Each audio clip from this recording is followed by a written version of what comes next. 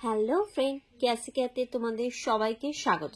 চলে এসেছি আমি কৃষ্ণা অনেক দিন পর আবারও একটা মেকিং ভিডিও নিয়ে। তো চলো শুরু করা যাক আজকের ভিডিও। আমরা যারা জুয়েলারি বানাই তাদের কাছে দুর্গাপুজো আর সরস্বতী পুজো এই দুটো খুবই ইম্পর্টেন্ট, কারণ এই সময় আমাদের সব থেকে বেশি সেল হয়ে থাকে। তো সেই কারণের জন্য সরস্বতী পুজোর প্রিপারেশন যারা নাকি জুয়েলারি বিজনেস করো তারা অলরেডি স্টার্ট করে দিয়েছো। আর সরস্বতী পুজোর কালেকশন মানে পলাশ, হাঁস, এই সমস্ত কিছু। তো সেই জন্যই ভাবলাম আজকে শুরুটা আমি হাঁস দিয়েই শুরু করি। অলরেডি তোমরা হয়তো অনেকেই পারো, কিন্তু এখনো এমন অনেকেই আছে যারা নাকি এই হাঁসটা ঠিক মতন বানাতে পারছো না। তো আমি সবসময় চেষ্টা করি, কারণ ইউটিউবে অনেক ভিডিওই তোমরা অনেকের দেখে থাকবে, কিন্তু তারা যতটা ডিফিকাল্টভাবে করে দেখতে হয়তো সুন্দর লাগে, কিন্তু এমন অনেকেই আছে যারা নাকি নতুন কাজ করছো তাদের পক্ষে অত কঠিনভাবে করাটা সম্ভব হয়ে ওঠে না, শুধুমাত্র চোখের দেখাই দেখে যেতে হয়। তো আমি চেষ্টা করি আমার ভিডিওর মাধ্যমে একদম সহজ থেকে সহজ পদ্ধতিতে তোমাদের কাজটাকে শিখিয়ে দেওয়া। সহজ পদ্ধতির মাধ্যমে যখন তোমরা কাজটা করতে পারবে অনায়াসেই সবাই কিন্তু সেই জুয়েলারিটা করতে পারবে। সেই জন্যই আমি জানো যেরকম ক্লাসে আমার সমস্ত স্টুডেন্টদেরকে একদম সিম্পলভাবে শেখানো স্টার্ট করি, সেরকম আমার চ্যানেলেও আমি চেষ্টা করি একদম সহজভাবে, যাতে করে তোমরা কাজটা শিখে যেতে পারো।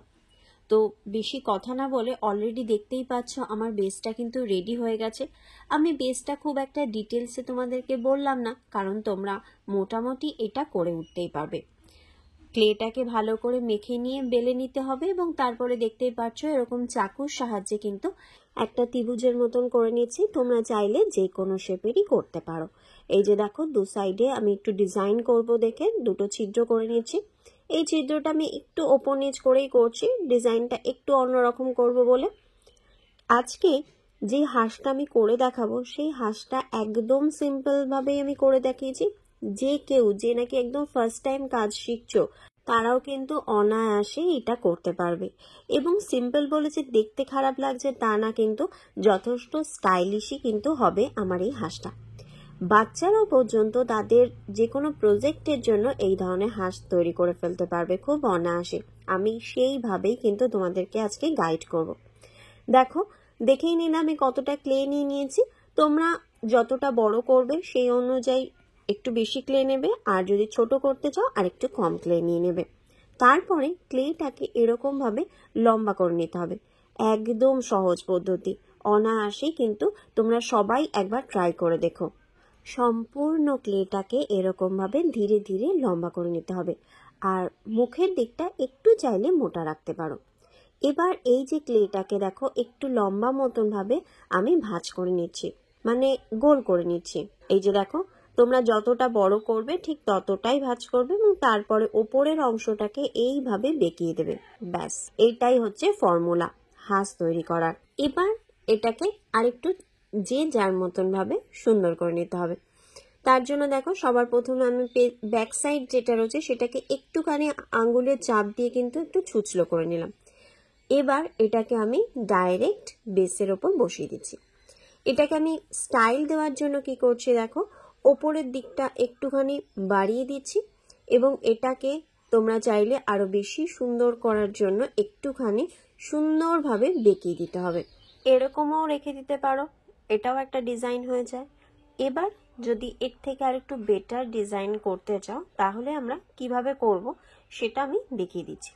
আঙুলের সাহায্যে এই যে ভাঁজটা দিয়েছিলাম এটাকে ধীরে ধীরে বসিয়ে দিতে হবে। সম্পূর্ণটাকেই আমরা কিন্তু বসিয়ে দেব। আর এই যে এই জায়গাটা দেখতে পাচ্ছ, এই জায়গাটাতে দেখো আঙুলের সাহায্যে চেপে চেপে চেপে চেপে কিন্তু আমি একটু ফ্ল্যাট করে নিচ্ছি। এই যে দেখো এই জায়গাটাকে একটুখানি বেঁকিয়ে নিচ্ছি,